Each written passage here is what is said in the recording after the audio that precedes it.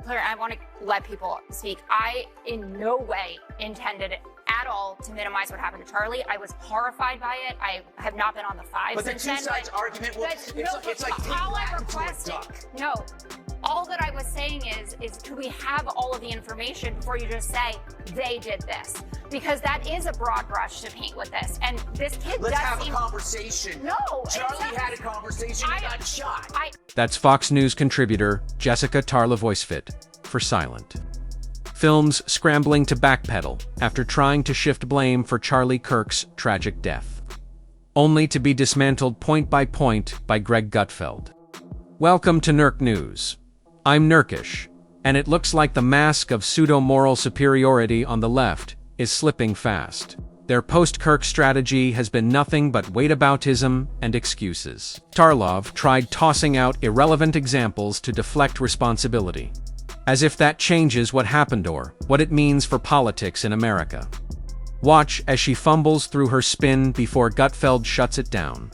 We know that Tyler Robinson was raised in a close-knit conservative family.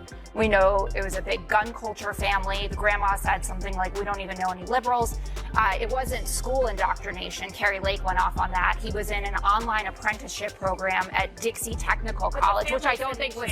I would just know I the understand, family but said they he didn't say changed. when he changed. I'm just saying we need more information before you smear, at a dinner. before you We don't need more information. Really? Yes, we don't need it. What is interesting here is why is only this happening on the left and not the right? That's all we need to know. What about There's Van absolutely no cognitive... What about Melissa Hortman that we just okay, you want to talked talk about Melissa Hortman? Did you know her name before it happened? None of us did. None of us were spending every single day talking about Mrs. Hortman. I never heard of her until after she died. Doesn't matter?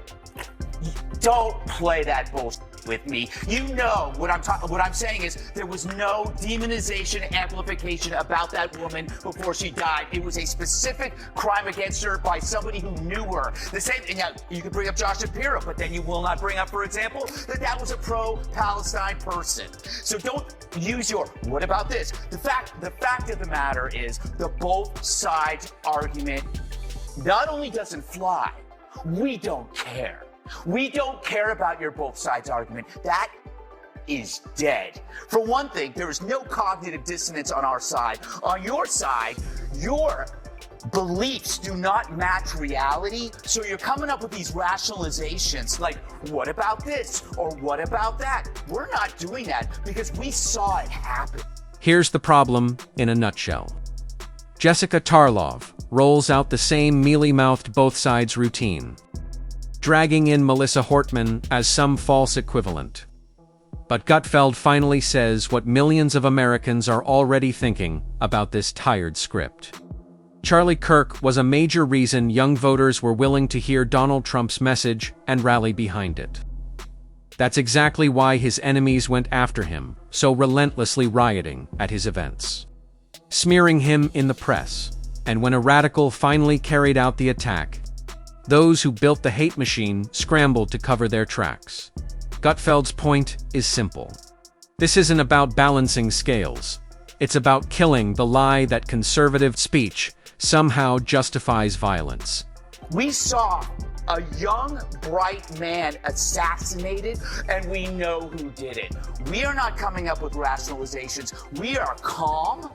We are honest, and we are resolute. We're not defensive, and I understand the defensiveness. I understand why people are saying, what about this and what about this? Because if you have to face the underlying fact of this, your life is gonna fall apart because you're gonna realize you're not the good guys. If you sat around and you defended the mutilation of children, you're not the good guys. If you sat 600, 700 cases of harassment against Republicans and you said, but what about this, what about this? And then you see this murder after calling somebody a fascist, you realize maybe I'm not the good guy. That is a hell of a realization to deal with. So therefore, you have to grasp at rationalizations. You don't have to do that, Jessica. They do. I don't believe you're part of that group, but why the hell do you have to mimic and echo that crap to us? He was a patsy. That guy was a patsy. He was under the hypnotic spell of a direct-to-consumer nihilism, the trans cult, and you know that. If you can decide that biology is false, you can agree that murder is okay and that humanity is expendable. How you cannot see that alone and see that for what the evil it is without having to attach all of these other things is beyond me. I'm sorry, you weren't here for a week.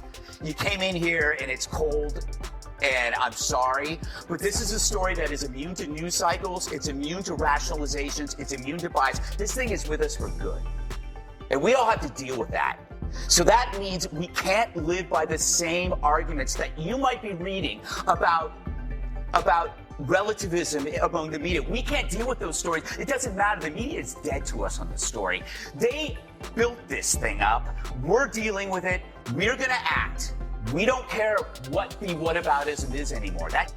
The days of fake civility are over. The left spent years branding conservatives as scum and a danger to America, then cheered when Charlie Kirk was taken from us. Now they're gaslighting the country, pretending it's the right's fault for not lowering the temperature. The truth is simple.